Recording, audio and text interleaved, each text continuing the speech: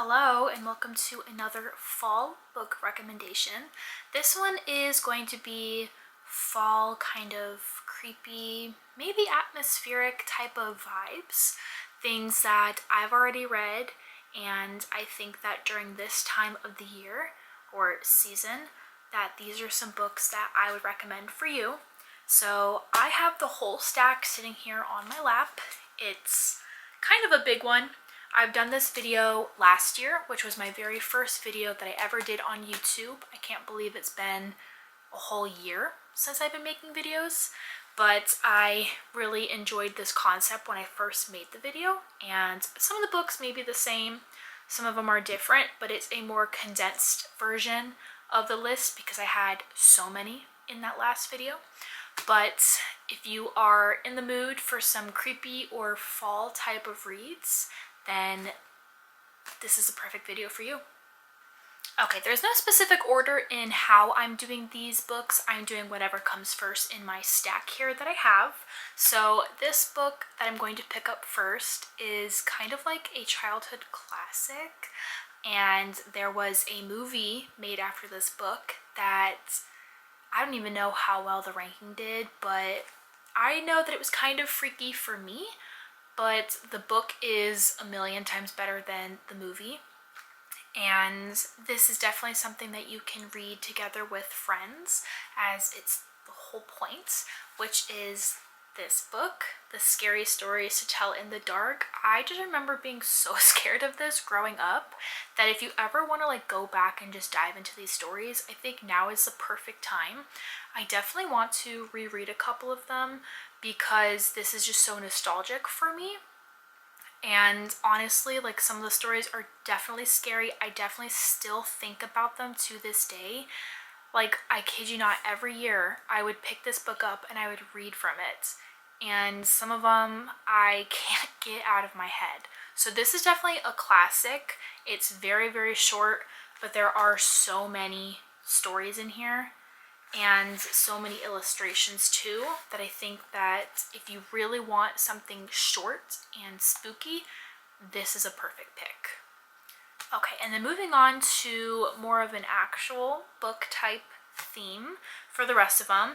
Now this one is part of a series, so if you're looking for kind of a series that you could binge, I think this one is perfect. This one is the Inheritance Games. I have only read this book. I haven't read the rest of the series, but I definitely want to because this book, I remember it being really good. There's a love triangle in here with a girl and two brothers, I believe, so if you like that trope, this is for you. There's so many mysteries and puzzles you have to solve. It just is so interesting. It's a lot more than just your simple mystery book, probably because there is that romance element to it, but I also just like the way that the author just kind of writes. But basically what I remember from this book is there's this girl who somehow gets put on this inheritance list from a guy she doesn't even know, and there's all these puzzles and clues about what really happened and why is she on the list, who is she type of mystery that you're gonna solve. So I hardly remember what happens in this book, and I want to reread it. I want to read the rest of all the books that are in this series, and I think this fall kind of spookier season, it might be perfect to do that. Alright, the next one is one that I actually read pretty recently. I didn't read it in the fall time, but I think that it would be a good book to read in the fall time. It honestly might be a book you can read anytime, but I think the way the cover is and maybe the supernatural elements, it could gear more towards fall or October time, and that is The Invisible Life of Addie LaRue. This one I genuinely liked so much. I've never read a V.E. Schwab book before. This was my very first one, and all I want to do is pick up another book from her to see what else she writes. This book is very similar to that one Blake Lively movie, Age of Adelaide. It's almost the same name basically, but this girl doesn't age. She got cursed by kind of a dark god, and she made a wish. He kind of twisted her wish around to what would benefit him. So she's kind of stuck being forgotten by people and never aging. And she finally meets somebody who is able to remember her, because typically her curse means she can't own any possessions, which means she's not even allowed her own name, and people don't even have the ability to retain her in their memory. So the minute they look away from her, they forget all about her. But finally there's one guy who remembers her, and you kind of get to go through the story of why. And it's very back and forth, so you are in present day, and then you also go back to her past, but then you're also going to find out things about the guy who remembers her. It's a love story, but it's also so much more than that, and there are many supernatural elements in here because of like the curse, that I think it's more of like it could be a cozy fall-time read. But I really enjoyed this book, and I want everyone to read it because I really enjoyed it. Okay, moving on to a more witchy theme, we have Seventh Born. There is a second book in this kind of series, so I guess it would be like a duology. I haven't read the second one. I might actually need to reread this one in order to pick up the second one, because I don't remember too much about it. But what I do remember is that she is the seventh born, and there is this type of curse or like stigma against people who are the seventh born. So her mom died because when she was giving birth to her, I guess it happens for every seventh born. So she's kind of like not well liked, and she's in school. There is a teacher within her school, I guess, who she starts working with, and he's trying to kind of solve this mystery, and she becomes his partner. And there's a lot of like magical elements going into it, and it's kind of definitely a love story between him and her. I unfortunately can't remember much more than that, but she's basically being accused of something, and they're trying to clear her name. So that's kind of all I remember. I definitely want to reread this book again. I remember liking it, and I definitely want to read the second one, which I think is called like Mirror Bound. So if you want like a witchy duology, this would be the perfect time to read it, and this is a good one to pick up. Okay, and then moving on to a more neutral type of mystery, not having to do with any supernatural, that would be Survive the Night by Riley Sager. I have read a few books by this author. Maybe like this is my second one that I've read, but this one, it's taken in like a past year. So they don't have cell phones the way we have. So I remember that she makes a call on like a landline. But basically, she's at college and she needs a ride home, and this man offers to take her home because they're coming home from the same place, from the same college, and going to the same town. But he's not exactly who she thinks he is, and there's a lot of things she's finding out on whether or not she should trust this man, because there was somebody who murdered her best friend, and they still haven't been able to find out who this person is.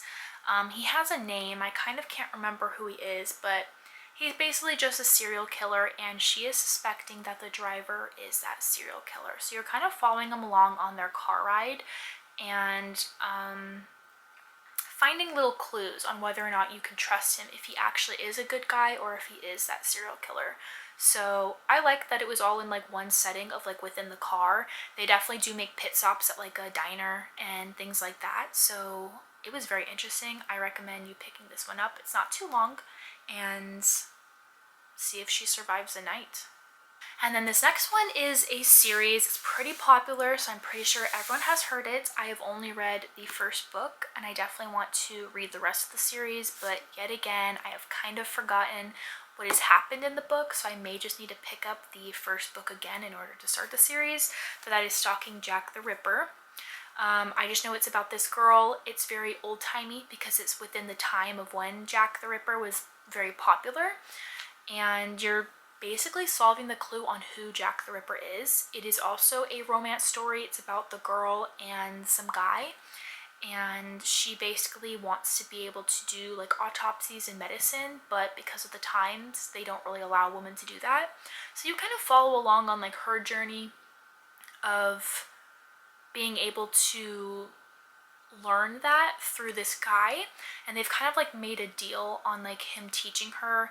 I don't remember what her offer in the deal was, but they just kind of get together and they're trying to solve who the guy is.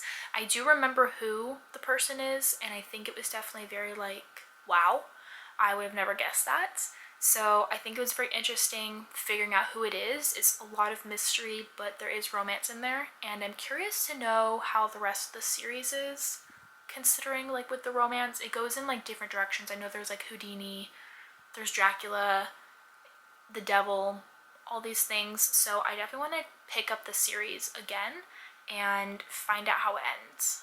And then it's not fall time or like spooky season without a vampire book, so this is probably one of my favorite vampire reads.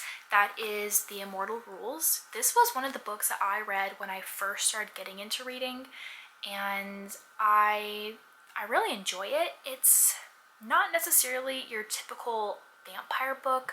A lot of it almost gives off zombie vibes because there are these zombies that they kind of have to evade, and it's almost like an apocalypse has kind of happened because there's these factions where people do have money, and there are also factions where you're very, very poor, and our main character is in that poor section, and she ends up getting turned into a vampire, and you're kind of following her transition and her whereabouts, I guess, because she joins this little group of humans, and the leader she falls in love with, but he's a vampire hunter and she's a vampire, so you're kind of watching her figure out how to be a vampire and also keep that secret hidden from these humans, because she is on a mission to find somebody, and there's like this bad guy.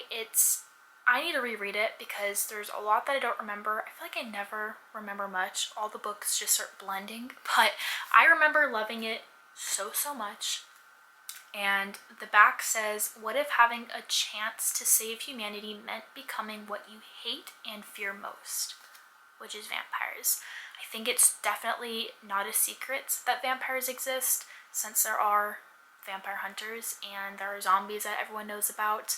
So I think it's very interesting. There was definitely a death within the series that shook me, and I remember that was probably like one of the first times I cried during a death, and I was like, oh my gosh, I love reading because of this book. So if you're looking for almost like a Hunger Games-esque like type of vampire book, this one's probably perfect. Alright, and then I only have one more book here, which is this one. This one is one that I've read this year. That's Phantasma. I tapped it up just a little bit, not too much, but I remember loving this book. Now this one is way more Hunger Games themed with the supernatural aspect, because the girl goes into this game world which is called Phantasma, and it has to do with like phantoms and ghouls and all these like dead creatures kind of, and she meets this guy who only she can kind of see and speak to, and he's starting to help her win these games, and she's able to find something very interesting about him, and they do kind of like, you know, connect and fall in love, and it's so cute, but it's so Hunger Games-esque because there's all these levels that she has to survive, and there's some of them where she just kind of can't get through without him, so you kind of watch them bond together, and she's getting his help because she has promised to find him a key because he is trapped here within these games. So I guess they've kind of made this exchange where she helps him to find the key if he helps her to kind of pass every level. It's very interesting, and there's a second book who follows like another character within this story, and I definitely want to pick that one up, but this one was really good. It can be just a standalone.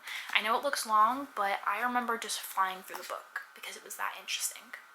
Alright, so that is all the books that I had recommended for this kind of like cozy, fall, maybe creepy, atmospheric type reads. So if any of these you have read and you want to give your opinion, you can definitely leave them down below. Or if any of these are new and you want to pick up, let me know. I'm also definitely down to hear any recommendations from you guys on types of books that I should read, especially because these are like my favorites. And if there's anything kind of similar to these, I would definitely want to know, because I want to read something similar to these books that I've loved. But that is pretty much it for this video. Thank you so much for watching. I will leave all the links down below for any socials if you want to follow me on Goodreads, keep up with what I'm reading. Instagram, I do post a couple of like book content on there, not so much like posts, but definitely on my stories, so you can kind of see what I'm reading and good quotes that I find from books. And then also on TikTok, I definitely post book content on TikTok. So those are my socials if you guys want to reach out there and follow my journey. You can also subscribe here. I appreciate you guys for watching, and I will see you for another video next time.